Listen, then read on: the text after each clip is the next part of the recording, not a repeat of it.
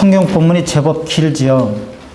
사도행전 11장 성경을 펴서 무릎 위에 놓으시고, 그리고 제가 혹시 말씀드리면 성경을 같이 찾아보기도 하고 계속 확인해 가면서 제 오늘 설교를 들으시면 좋겠습니다. 늦긴 했어도 봄이 온 거는 확실하지요. 그런데 봄이 온 것과 동시에 학기말도 왔지요. 그래서 힘들지요. 지연이가 그 공부하는데 힘들다고 하면서 열심히 힘내야지 그러면서 레드불 초인이 됐다고 페이스북에 올린 것도 제가 봤어요. 맞아요? 전혀 아닌 것 같아요.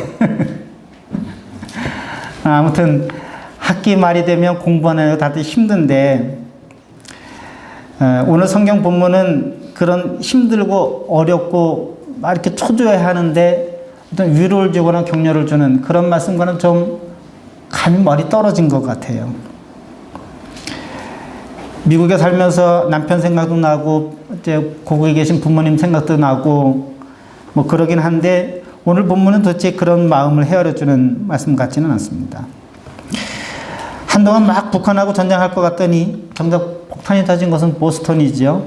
근데 오늘 이 성경 본문은 그런 갈등과 분쟁에 관해서 어떤 말씀도 주시는 것 같지는 않습니다. 이렇게 개인의 삶이나 세계 사람들의 모든 삶을 다 보아도 때로는 힘들고 때로는 즐겁고 걱정이 많은데, 오늘 본문이 도대체 이 우리들의 삶과 무슨 상관이 있을까? 사실은 여기 성경 말씀을 읽어보면 낯선 단어들 투성이지요. 표현 자체도 낯설 뿐만 아니라 유대인, 예루살렘 뭐 이런 것보다도 무할례자, 할례자, 환상, 욥바, 뭐 그 다음에 경건한 것, 더러운 것, 이런 것들을 먹어야 되느냐 말이야. 이런 것들이 뭐 자체가 전부 다 좀 복잡하고 감이 가까이 오지 않습니다. 자, 그래도 이 순서에 따라서 오늘 이 성경 말씀을 읽긴 했지만, 이 성경에 대해서 조금 뭐 처음 모르는 분들이, 처음 이 성경을 읽는 분들이 너무 낯설긴 하겠지만 조금 생각을 열고 제 이야기를 들으면서 생각을 해보시죠. 혹시 이 성경을 본문을 많이 읽어보신 분들 또는 설교를 들으셨던 분들은 좀 설명이 있으면 지루할지도 모르겠습니다. 그런데 처음 듣는 분들을 위해서 조금 양해하시고, 그러나 생각을 하면서 성경 말씀을 들으시면 좋겠습니다. 늘 제가 설교하듯이 이 성경의 의미가 뭘까? 그리고 이 성경이 어떤 의미와 어떤 의도, 어떤 배경으로 이 본문이 쓰였고, 그리고 그것이 지금 동시에 우리에게 주는 의미는 무엇일까? 그리고 이 본문을 통해서 나를 어떻게 발견할 수 있고 하나님은 어떤 분인지를 어떻게 알 수 있을까? 이게 이제 오늘 제가 여러분들에게 드리고 싶은 질문이고 제 자신에게 주는 그런 도전입니다.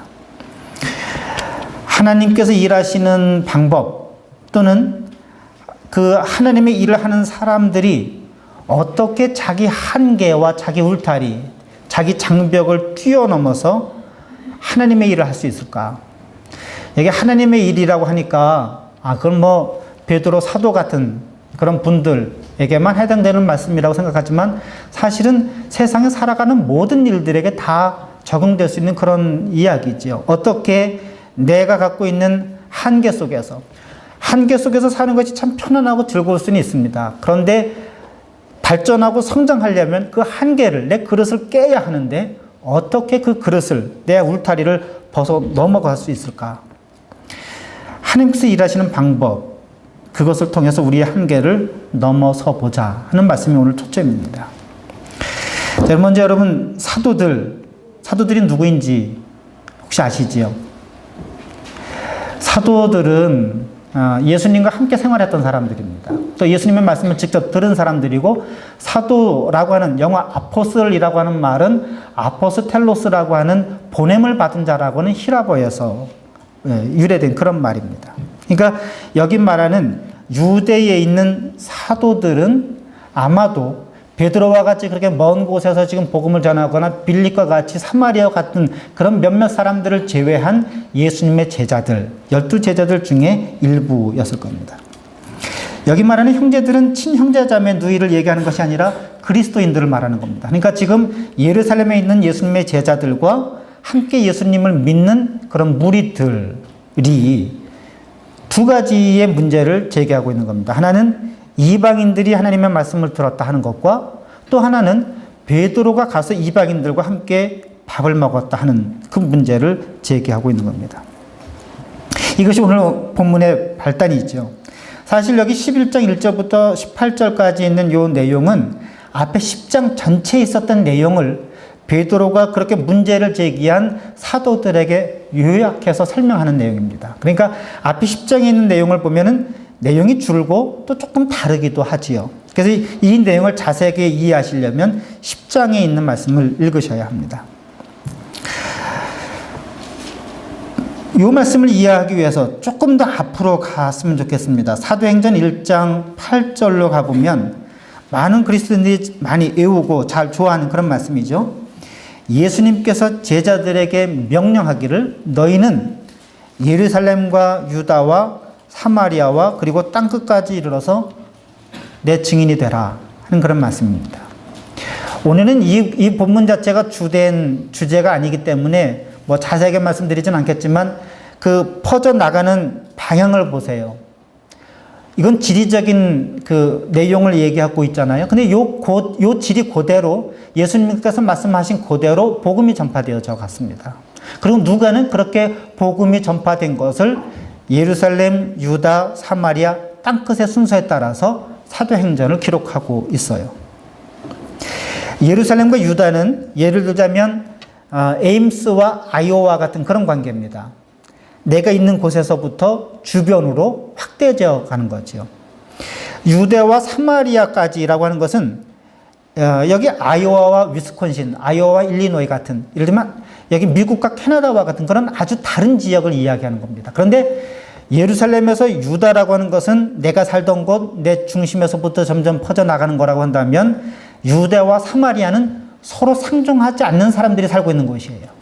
그러니까 내가 갈 수 있는 곳, 가고 싶은 곳, 가야 된다고 생각하는 곳만이 아니라 가서는 안 된다고 생각하는 곳, 갈 수 없다고 생각하는 곳까지도 가서 복음을 전하라 하는 것인데 그 복음이 내가 있는 내 주변뿐만 아니라 땅 끝까지 전해져야 된다 하는 것이 예수님의 명령이었습니다. 그 얘기는 그만하고 이렇게 유대에서부터 아니 예루살렘에서부터 땅 끝까지 복음이 전파되어야 하는데 큰 장애가 뭘까요? 뭐 좋은 점들은 많죠. 열심히 있는 제자들이 있었을 거고 모든 길은 로마로 통한다는 길 여러분 들어보셨죠? 로마 사람들이 그 그리스 사람들처럼 문화는 만들지 못했지만 군인들이 언제든지 가서 정복하고 돌아올 수 있도록 도로는 잘 닦아놨습니다. 이 도로를 통해서 사도들이 큰 도시로 가면서 복음을 전했죠. 이런 좋은 점들, 그러니까 복음을 전할 수 있었던 좋은 점들 말고 복음을 전하는데 어려웠던 점들, 장애가 되는 것들이 무엇이었을까요? 첫째는 유대인들에게 있어서는 이방인 접촉금지법, 이건 제가 만든 용어예요. 성경에 이런 법이 없습니다. 예전에 왜 천민 접촉금지법, 양반들에게 그런 거 한 것처럼 이방인들을 만나면 안 돼요. 만날 수는 있지만 만나면 더러운 것을 다 씻고 죄를 씻어야 하는 그런 정결예법이 있습니다. 이방인 지역에 가도 안 되고 이방인을 만나도 안 되고 또 뿐만 아니라 음식을 가려 먹는 음식 정결법이 있었어요. 근데 여기 지금 보면 첫 번째로 베드로에게 문제 삼은 것이 음식을 먹는 것, 그리고 이방인들에게 복음을 베드로가 전한 것, 이 두 가지를 유다에 있는 사도들이 문제 삼고 있는 거지요. 그래서 먼저 여기 음식법에 관한 얘기, 음식 정결법에 관한 말씀을 드려보죠. 무엇을 먹으면 되고 무엇을 먹으면 안 될까? 여러분들 혹시 그렇게 뭐 먹으면 안 된다 이런 거 있으세요? 내가 그런 걸 못 먹는 거 말고, 제가 저 개인적인 사석에서 여러 번 말씀을 드렸지만 저는 아직도 닭발을 못 먹어요. 그 닭발 먹으면 괜히 몸이 그렇게 오그라드는 것 같아가지고 맛있다고 그러는데 이거 순전히 선입견이죠. 편견이죠. 못 먹습니다. 근데 그렇게 내가 어떤 기호나 이런 것 따라서 안 먹고 못 먹는 것이 문제가 아니라 유대인들은 먹으면 안 되는 음식이 있었어요.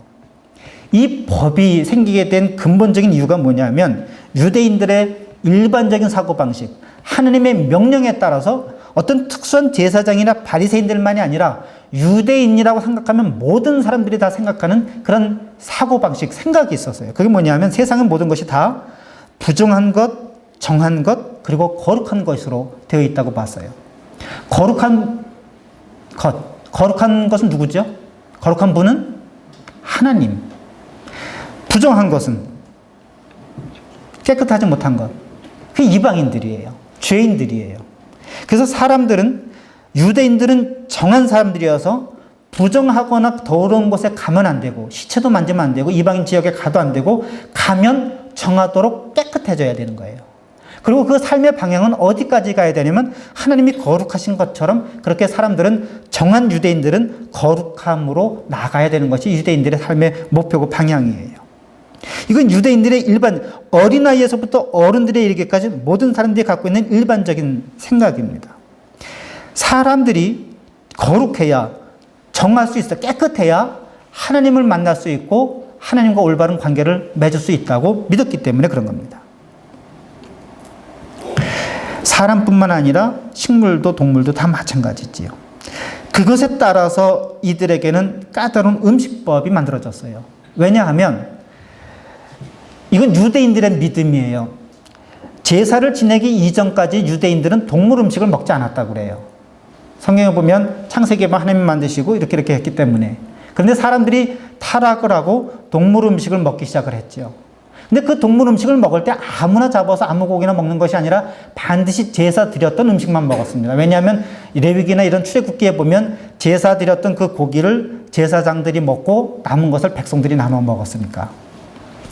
그런데 성전이 무너지고 나서 고기를 먹어야 되는데 제사 드리는 고기를 먹을 수가 없으니까 시장에 유통되는 고기를 먹어야 되는데 이 고기가 우상에게 바쳤던 음식인지 아닌지를 구별할 수가 없는 거예요. 그래서 음식법이 만들어지기 시작을 했습니다. 그 음식법을 카사룻이라고 합니다. 먹을 수 있는 것과 먹을 수 없는 것을 아는 거죠. 그런데 더 나아가서 조리하는 방법, 동물 잡는 방법까지도 정했습니다. 그래서 유대인들은 그렇게 먹기에 합당한 음식을 코셔라고 그렇게 불러요. 그로설에 가면 코셔 섹션이라고 따로 있습니다. 그것은 유대인들의 정한 방법으로 유대인들이 잡은 또는 준비한 그런 음식이라는 뜻이에요. 그러니까 이방인 음식을 먹지 않고 안전하게 그 음식을 먹을 수 있는, 이를테면 KS 마크, 오르가닉 식품이라고 인증 마크를 받은 것과 똑같은 그런 식품들입니다. 이런 고기를 잡을 때도 그러면 이것은 설사 유대인들이 기른 그런 깨끗한 고기를 할지라도 이방인들이 잡으면 안 되니까, 더구나 그 고기는 피가 섞이면 안 되니까 고기를 잡는 방법도, 고기를 잡는 사람도 다시 정했습니다. 그래서 그렇게 구별해서 고기를 잡는 종교의식적인 도사를 쉐히타라고 하고 그것을 하는 사람을 쇼헬이라고 했습니다. 그래서 이 고기 잡는 사람들을 대부분 랍비들이 감당을 했어요. 그래서 유대인들은 카샤룻 율법을 지키는 유대인들은 쇼헬에 의해서 잡은 쉐히타 고기만 먹어요. 그렇지 않은 고기는 먹지 않았습니다. 그런 음식이 코셔 음식이라고 하는 거예요.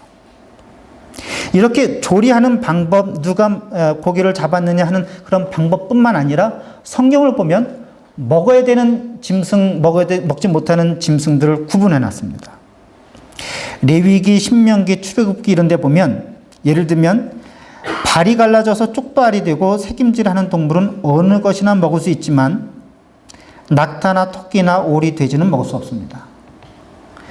지느러미와 비늘이 있는 물고기는 먹을 수 있지만 그것이 없는 고기들은 먹을 수가 없습니다. 갑각류, 게 같은 것도 먹을 수가 없지요. 그러니까 오징어, 낙지, 상어, 고래 이런 거 먹을 수 없습니다. 미꾸라지 좋아하시나요? 이것도 먹을 수 없어요. 낙지 좋아하시죠? 꼴뚜기 좋아하시죠? 먹을 수 없어요. 새우 못 먹습니다. 포식성 있는 고기들 중에서도 썩은 고기를 먹는 짐승들이나 새는 먹을 수 없어요. 곤충은 절대 먹으면 안 됩니다. 아마도 그래서 이 예루살렘에 있는 유대 사도들이, 여기 유대 사도, 이 사람들은 크리스찬이 된 사도들이에요. 예수님의 제자들이니까. 베드로에게 음식 먹은 것을 가지고 비난을 했으면 베드로가 무슨 음식을 먹었을까? 아마도 제가 보기에는 제육볶음에다가 오징어 낙지 볶음을 먹었던 것 같아요. 왜 그거 먹으면 안 되니까. 이방인들의 집에서 유대인들이 먹으면 안 되는 그런 음식을 먹었기 때문에 지금 예수님의 제자들이 베드로를 힐난하고 비난하고 있는 겁니다. 요즘 유대인들, 현대 유대인들은 코셔를 얼만큼 지킬까요? 제가 모르니까 자료를 찾아봤는데 미국에 거주하는 유대인들은 약 30%가, 이스라엘에 거주하는 유대인들은 40%가 이 코셔 법을 지킨답니다. 그렇기 때문에 여기 말씀을 보면 10장에 11장에 보면 하늘에서부터 보자기 같은 큰 그릇이 내려와서 거기에 있는 온갖 짐승들, 그 짐승들에는 먹을 수 있는 것도 있었지만 먹을 수 없는 것들도 많았을 텐데 그것을 먹으라고 하니까 베드로 저는 그건 못 먹습니다 하는 것이 당연하지요. 자, 그런데 그 중간 내용 다 빼고 이 환상의 결론은 무엇이었습니까? 거기 베드로가 말씀하기를 하나님께서 깨끗하게 하신 것을 속되게 하지 말라 하는 그것이었습니다. 베드로가 들은 그 말씀이죠. 하늘에서부터 음성이 들었는데 하나님께서 깨끗하다고 하신 것, 이전까지 돼지고기든 낙지든 꼴뚜기든 문어든 사람들이, 유대인들이 이건 부정한 음식이야 라고 생각해서 먹으면 안 되는 것이었는데 아니다, 이제는 괜찮다, 먹어라, 하나님께서 깨끗하게 하신 거다, 그러니 먹어라 하는 것이었습니다. 한마디로 말하면 지금까지 갖고 있었던 종교적인 금기, 종교적인 관습, 그래서 정한 것과 부정한 것, 이것의 기준을 바꾸라고 하는 거였습니다. 여러분, 우리들이 갖고 있는 편견이 어떤 것들인가 한번 생각해 보시죠. 선입견을 갖고 졌다고 해서 그것이 모두 다 편견으로 되지는 않습니다. 그런데 편견이라고 하는 것, 사람마다 누구나 다 갖고 있습니다. 그런데 이 편견이라고 하는 것을 바꾸는 것이 얼마나 어려운지요. 아마도 이 편견에 가장 사로잡혀 살아가는 사람들이, 특별히 종교적인 편견에 사로잡혀 사람들이 여기 유대에 있는 사도들이었던 것처럼 아마도 신앙이 좋은 사람들이거나 목사들이거나 그런 사람들일 겁니다. 근데 문제는 편견 누구나 다 존재한다고 하는 거죠. 누구나 다 갖고 있어요. 나는 아니라고 생각하시나요? 아닐 겁니다. 그런데 이 편견이라고 하는 것은 어떤 분의 말씀에 따르면 육체적인 한계를 극복하는 것보다 편견을 벗어나는 것이 훨씬 더 어렵다고 합니다. 대부분 불가능해 보이죠. 그런데 육신의 한계는, 우리 몸의 한계는 때로는 유익합니다. 아니, 대부분의 경우 유익합니다. 왜냐하면 내가 한계를 느끼면서 사람이 겸손해지니까. 그렇잖아요. 내가 100m를 저 호랑이처럼 달릴 수가 없어요. 치타처럼 뛸 수 없지요. 내가 호랑이는 잡아먹을 수 있을지언정 그걸 뛰어서 이길 수는 없습니다. 제가 젊었을 때에는 잘 뛰었어요. 그래서 빨랐어요. 나이 들어서 육신의 한계를 느끼면서부터는 점점점 이제는 겸손해야 되겠구나 생각을 했어요. 여기서는 달리기를 안 했는데 메릴랜드 있을 때 한여름밤에 5km를 달리는 게 있어요. 한 85도쯤 되는데 5km를 달리는데 땀이 비 오듯 합니다. 근데 결승전 한 200m쯤 놓고 있는데 앞에 웬 젊은 아가씨가 뛰고 있어요. 요 정도쯤이야 하고서 제가 뛰었는데 결국은 졌습니다. 겸손해져야죠. 근데 문제는 육체적인 한계와는 달리 사람이 갖고 있는 지식의 편견은 사람을 위험하게 만들어요. 그렇지 않습니까, 여러분? 한번 여러분 생각해 보세요. 내가 갖고 있는 편견 때문에, 사람들이 갖고 있는 편견 때문에 다른 사람들에게 상처를 주었거나 어렵게 만들었게 힘들었게 했던 일들, 어떤 일들이 있었습니까? 육체적인 한계는 극복을 하기 위해서는 서로 돕습니다. 이건 내가 못하니까 당신이 좀 해주십시오 라고 하는데, 사람이 갖고 있는 지식의 편견은 사람들 사이에서 갈등을 만들어내고 긴장을 만들어내고 심지어는 폭력과 폭언을 만들어내지요. 요즘도 그런지는 잘 모르겠어요. 한국에 시골에 가면 필리핀이나 태국이나 이런 데서 오시는 그 노동자들, 외국인 노동자들이 오지요. 객관적인 지위나 자기가 살고 있었던 그 현장에서 삶의 지위를 보면 한국에 있는 그 주인들이 오히려 더 나을 게 없어요. 지식으로나 사회적인 신분으로나. 그러나 이 사람들이 돈 벌러 왔다는 것 때문에 한국말을 못한다는 것 때문에 신분이 불안하다는 것 때문에 그냥 반말이에요. 나이가 많든 적든 야 일어나 앉아. 그리고 뭐 극단적인 얘기는 하겠지만 집도 제자리에 잘 곳도 마련해 주지 않아서 공장에서 라면 박스 깔고 자게 하고. 그런 일들이 어디서 생겼느냐. 편견 아닙니까? 그런데 예를 들면 미국에서 뭐 아주 허접한 그 시골의 조그만 커뮤니티 컬리지를 나오고서도 얼굴이 하얗고 영어를 하면 미인회의 강사로 아주 대접받지 않아요? 왜 그러나요? 편견 때문이죠. 그래서 이 편견은 그냥 내버려 두면 사람들 사이의 갈등과 긴장을 초래할 뿐만 아니라 그냥 묵인하고 방치하면 반드시 사람들 사이에서 독이 됩니다. 근데 말씀드린 것처럼 이 편견을 벗어난다는 것 참 어렵죠. 힘들죠. 어떻게 보면 정말 불가능해 보입니다. 오늘 말씀을 들으면서 여러분들이 내가 갖고 있는 편견이 무엇일까 하는 것을 생각을 해보십시오. 벗어나고 극복하지 못한다 할지라도 내가 갖고 있는 편견이 무엇인지 어디쯤 있는지를 알면 이해하면 좀 도움이 되겠죠. 두 번째는 이 사도들이 베드로에게 문제 제기한 것이 이방인들이 말씀을 받았다는 겁니다. 말씀을 전한 사람이 베드로니까 베드로의 행위를 사실은 문제 삼고 있는 거지요. 근데 여기서 우리가 눈여겨볼 사람은 고넬료라는 사람입니다. 왜냐하면 베드로가 고넬료에게 가서 복음을 전했기 때문에. 10장 17절을 보면 베드로는 그 앞에 자기가 요빠시에 있을 때 환상을 볼 때 그 환상을 본 의미를 깨닫지 못했습니다. 고넬료에게 가서 설교를 하고 말씀을 전한 이후에 그 환상과 지금 이 사건을 서로 연결시켜서 이해할 수 있었던 것이지요. 이 고넬료라는 사람은 누굴까요? 이방인입니다. 로마의 장교예요. 100명을 다스린 사람이었으니까 예를 들면 뭐 전투는 소대장이 다 하는 거잖아요. 그러니까 가장 뛰어난 엘리트 중에 한 사람이었을 겁니다. 근데 이 사람이 이방인임에도 불구하고 하나님을 경외하고 더군다나 선행을 많이 베푸는 그런 사람이었습니다.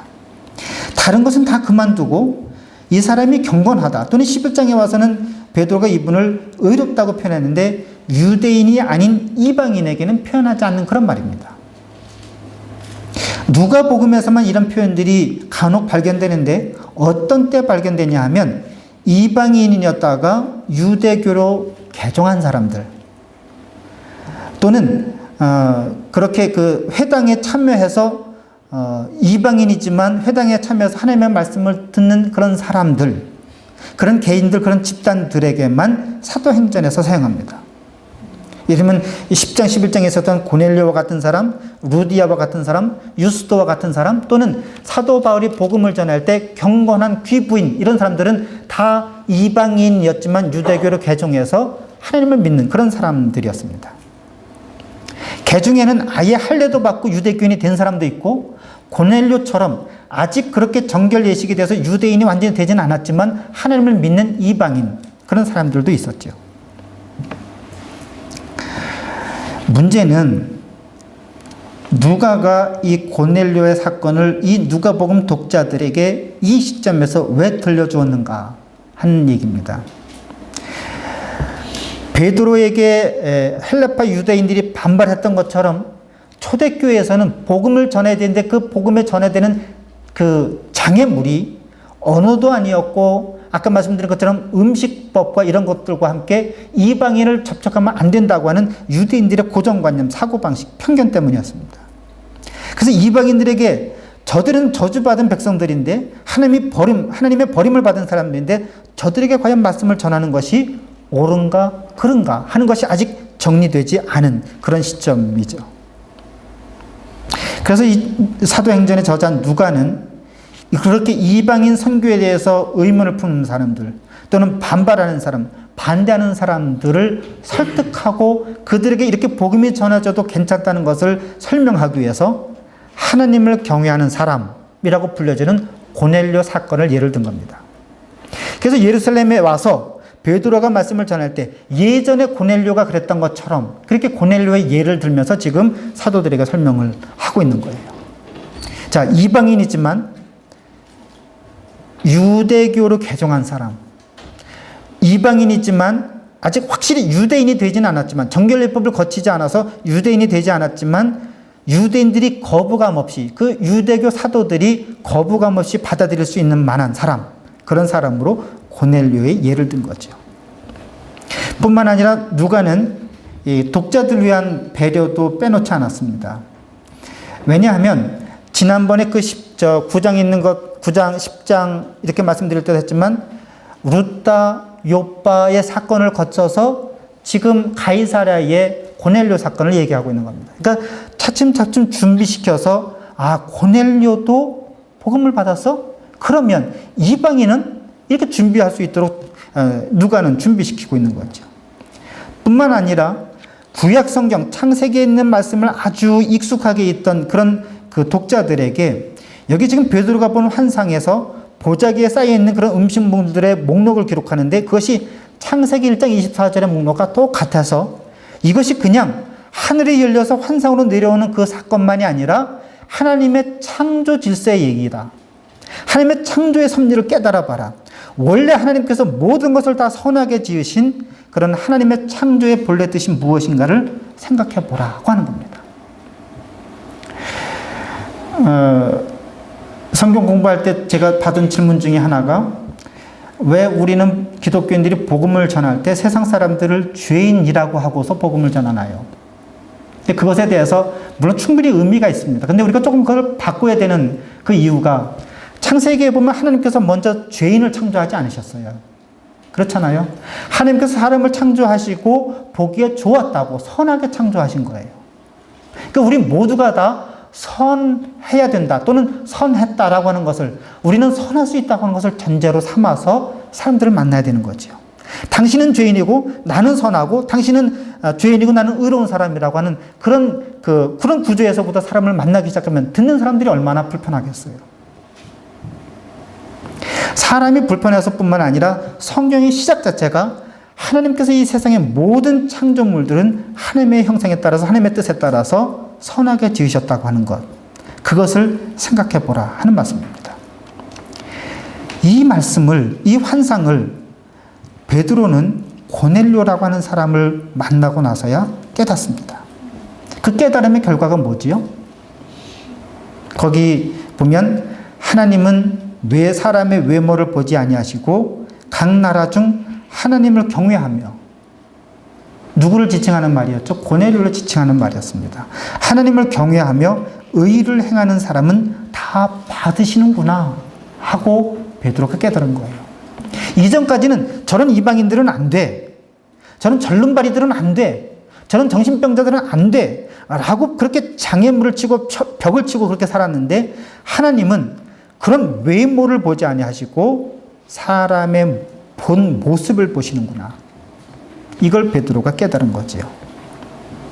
여러분, 우리는 이런 믿음 위에 있습니다. 그렇기 때문에 우리는 어느 누구도 차별해서는 안 됩니다. 할 수 없습니다. 그리고 그래서 우리 연합감리교에서는 성별이나 나이나 인종이나 국적에 따라서 사람을 차별하지 않도록 그렇게 법으로 정했습니다. 교인들을 받을 때 우리 백인이면 안 돼, 흑인이면 안 돼, 이런 규칙 여러분 없으시지요? 이게 뭐 백인이기 때문에, 우리는 아시안이기 때문에, 코리안이기 때문에 코카서스는 안 돼, 뭐 그런 기준 없으시죠? 근데 만약에 여러분들이 새로운 목사를 감독님이 파송할 때 한국 사람이 아니고 아프리카인 목사를 여러분 교회에 파송한다면 어떻게 하시겠어요? 하필이면 그 사람이 뭐 요즘 어느 나라가 제일 가난하다고 생각하나요? 네팔 출신의, 뭐 방글라데시 출신의, 파키스탄 출신의 어떤 분이 여러분 교회로 담임 목사로 파송한다면 여러분 어떻게 생각하시겠어요? 실제로 이런 일들이 연합감리교회 안에 많이 있습니다. 100년, 150년 동안 대대로 백인 남자 목사님이 담임 목사였어요. 근데 어느 날 갑자기 그것도 아시아 여자 목사가 담임 목사로 온다고 하는 거예요. 기절초풍할 일이죠. 그래서 때로는 그것 때문에 고통받고 스트레스하고 교회를 떠나는 분들 있지만, 대부분 많은 분들이 우리는 인종과 국적과 연령과 성별에 차별 없이 하나님께서 우리를 지으셨다는 것을 그 믿음 위에 서 있기 때문에 그 목사를 받습니다. 영어를 못해도, 여자여도, 아시안이어도, 한국 사람이어도.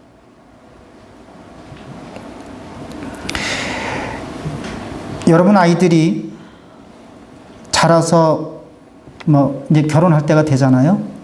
제가 성경 공부 시간에도 물어봤는데 사위를 얻을 때는 엄마들이 별로 관심을 안 갖더라고요. 왜냐하면 어차피 가서 살 거니까 사위랑 또 장모가 그렇게 살겹게 얘기할 일이 많겠어요. 근데 며느리를 얻으면 그 며느리하고 시어머니는 좀 이렇게 소근소근 얘기도 하고 좀 다정하게 지내고 싶은데 그 며느리가 백인 며느리면 괜찮죠. 어디까지 양보할 수 있느냐. 중국 여자애도 괜찮다. 그런데 얘가 이게 흑인이거나 어디 참 남미에서 왔거나 이러면 좀 생각해 보겠다 하는 어머니들이 참 많으세요. 우리는 편견이 별로 없다고 생각하는데 여러분 어떻게 생각하세요? 혹시 어떤 특정한 민족의 배경을 갖고 있거나 특정한 지역에 있거나 특정한 출신의 사람들은 좀 게으르다거나 지적인 수준이 낮다거나 인색하다거나 사람들이 좀 민하다거나 여러분 그런 생각을 가지시나요? 사람은 아니라고 하지만 사실은 우리들의 농담 속에 이런 편견들이 많이 드러납니다. 경제적인 이유나 사회적인 문제 때문에 그 문제가 이민 온 사람들 때문이라고 생각하시나요? 우리가 여기 와서 빌붙어서 사는데 만약에 여러분들이 한국의 주류 사회에 사시는데 저 동남아시아 온 사람들 때문에 우리 아이들의 자비 없어진다고 그렇게 생각하시나요? 내가 만날 때 피부 색깔에 따라서 사람들을 포옹하거나 악수하는데 마음속에 좀 껄끄러움이 있으신가요? 그렇다면 여러분 우리 안에도 이미 편견이 존재하고 있는 거죠. 예를 들면 저도 남자들이 주도하는 모임에 회의를 가는데 참 편안합니다. 근데 어린 여자 후배가 몸을 이끌어가면 쟤 저렇게 하면 안 되는데 자꾸 그런 생각이 들어요. 왜 그렇죠? 그건 여성들에 대한 편견입니다. 여러분 저는 아직 이것에 대한 대답이 없어서 이걸 말씀드릴까 말까 그랬는데 저는 이걸 제가 어떤 주장을 하려고 하는 것 아니에요. 여러분 동성애나 이성에 대해서 어떻게 생각하세요? 그것은 외모가 아니고 속사람이니까 하나님은 외모를 보시지 않는 것 다르다고 생각하시나요? 우리 이런 편견 속에서 살아갑니다. 그런데 하나님께서는 그런 외모를 보지 않고 사람의 속사람을, 하나님을 경외하는 사람은, 그 사람이 의롭게 사는 사람은 모두 다 받으신다고 그렇게 말씀하시는 거예요. 세 번째로 여기 말씀드리고 싶은 것은 고넬료 이야기에서 이방인이 기독교인이 되는 조건은 무엇인가를 지금 이야기하고 있습니다. 사실은 이 이야기는 어디서 해답을 얻느냐면 사도행전 15장에 가면 예루살렘 회의라고 하는 곳에 가서 이제 결정이 되지요. 근데 여기서는 할례나 그 이방인 접촉 금지법이나 이방인 음식을 먹으면 안 된다고는 그런 금지법에 관계없이 기독교인이 될 수 있는가 아닌가 하는 문제예요. 우리는 이게 별로 중요하지 않지요. 그런데 이 사람들에게는 굉장히 중요했습니다. 대답은 무엇일까요? 성령을 받으면 누구나 다 가능하다. 어떤 조건도 어떤 전제 제한도 없다고 하는 말씀이에요. 10장 44절 45절에 보면 베드로가 고넬료 집에서 설교할 때 이방인들에게 성령이 선물로 내림을 보고 깜짝 놀랐습니다. 이런 일이 있을 수 있는가? 지금까지는 그런 성령이 하나님의 영이 내리는 것은 이방인의 몫이 아니었기 때문이라고 생각했습니다. 그래서 오늘 제가 제목으로 정한 것이 그 베드로가 예루살렘에 와서 사람들에게 보고한 그 말씀의 마지막입니다. 이 사람들도, 다시 말하면 이방인들도 우리와 같이 유대교 그리스도인들과 같이 성령을 받았으니 그들에게 물로 세례를 주는 것을 누가 막을 수 있겠느냐. 우리가 믿은 때에 주신 것 같이, 유대인들이 믿은 때에 주신 것 같이 그들이 믿을 때, 이방인들이 믿을 때에 성령을 선물로 주셨으니 내가 누구이기에 하나님을 능히 막겠느냐. 여러분 우리 스스로 생각해 보시죠. 이 베드로의 말씀을 잘 새겨보세요. 내 생각과 내 기준이 다르지만 하나님의 것임을 인정하고 받아들인다는 거예요. 이렇게 보고할 때 유대에 있는 사도들이 그 말씀을 인정하고 받아들였습니다. 그런데 우리는 어떤가요? 우리 자신의 벽은 깨트리지 못한지 남의 벽만 아주 부지런히 깨트리죠. 당신 편견 깨트려야 돼. 선교라는 게 다 그런 거 아니겠어요? 다가서 사람들에게 벽을, 당신 문 열으세요, 문 여세요. 벽을 깨트려야 복음을 받습니다라고 얘기하는데 사실은 우리 안에 더 많은 벽을 쌓아놓고 우리 안에 더 큰 높은 울타리를 쌓아놓고 다른 사람들에게 벽만, 다른 사람들에게 문만 열라고 그렇게 두들기고 있습니다. 내 생각과 내 고집을 가르치면서 그리고 내가 갖고 있는 내 경험을 전하면서 그러면서 사람들에게 이건 뭐 제가 제일 많이 하는 일이죠. 사람들에게 좀 생각을 열어보라고, 다시 생각해보라고, 반대편 쪽을 생각해보라고, 왜 그렇게 생각하지 못하냐고. 사실은 그 말을 제일 많이 들을 사람이 말하는 그런 당사자이죠. 여러분, 초대교회는 이렇게 초대교인들이 유대인들이라고 하는 울타리를 넘어선 것은 이렇게 벽을 깨트리기 때문에 가능했습니다. 깨끗한 것과 부정한 것 구별의 벽이 깨트러짐으로 해서 유대인에게서 이방인으로 선교가 되었죠. 할례를 받아야만 선택되어지는 민족의 정체성도 깨져서 할례를 받지 않아도 구원받을 수 있다고 하는 것으로 받아들였습니다. 그래서 이방인들과 함께 음식도 나누어 먹을 수 있게 되었죠. 성령을 베풀고 받을 수 있는 능력이 유대인만이 아니라 사도만이 아니라 누구든지 기도하면 누구든지 사모하면 하나님께서 성령을 주신다고 하는, 그래서 그 성령은 누구의 전유물이나 특권이 아니라 하나님의 일을 하는 모든 사람에게 그 성령이 내리신다고 하는 그런 말씀입니다. 새롭게 도전할 때 여러분 공부하는 것도 다 마찬가지라고 생각합니다. 단순하게 암기하는 게 아니라 여러분들이 갖고 있는 한계와 지식을 그 벽을 넓히는 거지요. 깨트리는 것 아닙니까? 그렇게 만날 때에 내가 갖고 있는 그 내 장벽을 고수한다면 새로운 학문과 새로운 그 이론들을 어떻게 받아들이겠어요? 그래서 보면 여러분들이 공부하는 그 일들이 사실은 내가 갖고 있는 것들을 보다 이 세상에 변화되고 이 세상에 변화되는 그런 것들을 받아들이고 흡수하는 일들이 공부하는 과정 아니겠습니까? 이런 모든 장벽들을 만날 때에 생각해야 되는 기준은 무엇인가? 내 기가 기준이 아니라 하나님께서 창조하실 때 어떤 의도로 그래서 창조하셨는가? 하나님께서 무엇을 원하시는가? 하나님께서 원하시는 뜻은 무엇인가? 하는 것을 헤아려 보시길 바랍니다. 다시 말하면 우리가 갖고 있는, 내가 갖고 있는 경험의 한계나 지식의 한계가 아니라 하나님이 원하시는 하나님의 눈으로, 우리 신앙적인 관점과 그 눈으로 이 세상을 바라봐서 그 장벽을 타고 넘을 수 있고 그 장벽의 문을 깨트리라 하는 그런 얘기입니다. 여러분, 공부할 때 기도하는 게 도움이 될까요? 저는 도움이 된다고 믿어요. 왜냐하면 여러분들이 갖고 있었던 사고방식을 말랑말랑하게 해줘요. 고정관념을 깨트리게 해줘요. 편견을 바꾸게 해줘요. 그러면 이제까지 안 보이던 것이 새로 보여요.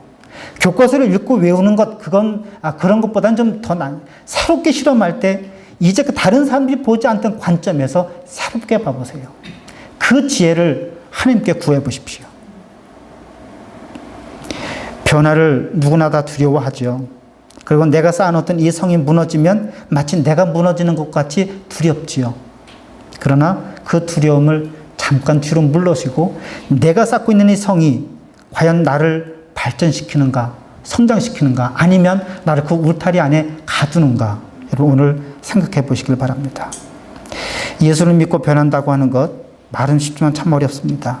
그렇기 때문에 누가는 하나님께서 하신 일들을 사람들이 받아들일 수 있도록 차근차근 한 단계씩 설명하고 설득해 가고 있는 겁니다. 우리의 편견이 하루아침에 다 깨지겠습니까? 그렇지 않을 겁니다. 오늘 여러분들이 경험한 그 제한의 폭을 조금 넓히는 것, 발걸음 한 걸음 뛰는 것, 이것이 우리의 장벽과 편견을 깨는 큰 첫걸음의 시작이 되기를 주님의 이름으로 축원합니다. 기도하겠습니다. 사랑과 은혜가 풍성하신 아버지 하나님, 저희들이 익숙해서 또 저희들이 이제까지 해왔던 경험 때문에 저희 자신을 단단한 울타리로 그렇게 성벽으로 쌓고 살아갑니다. 때로 이것이 저희를 보호해주고 안전하게 삶을 인도해주긴 하지만 마치 우물 안에서 하늘을 바라보는 개구리처럼 저희들의 시각을 좁혀서 하나님께서 하신 일을 바라보지 못하고 하나님께서 원하시는 창조의 선한 뜻을 깨닫지 못할 때가 너무나도 많습니다. 좁은 시각을 가지고 세상을 바라보기 때문에 세상에 이루어지는 일들도 이해하기가 어렵고 새로운 것을 받아들이기도 참 어렵습니다. 더군다나 하나님께서 어떻게 우리들 주변에서 역사하고 계시는지 하나님의 역사를 바라보기란 참으로 어렵게 만듭니다. 하나님, 이런 편견과 장벽을 깨뜨리는 것이 비록 어려울지라도 하나님 저들에게 함께 하셔서 하나님의 뜻을 헤아리게 하시고 하나님의 창조의 선한 뜻을 깨닫게 하셔서 조금이라도, 아니 한 걸음 반 걸음이라도 저희들이 하나님의 뜻으로, 하나님의 생각으로, 하나님의 눈으로 이 세상을 바라볼 수 있게 하여 주시옵소서. 그래서 내 안에 갇혀있는 내가 아니라 하나님 안에 살아가는 저희들 될 수 있도록 은총 베풀어 주시옵소서. 예수 그리스도의 이름으로 기도드립니다. 아멘.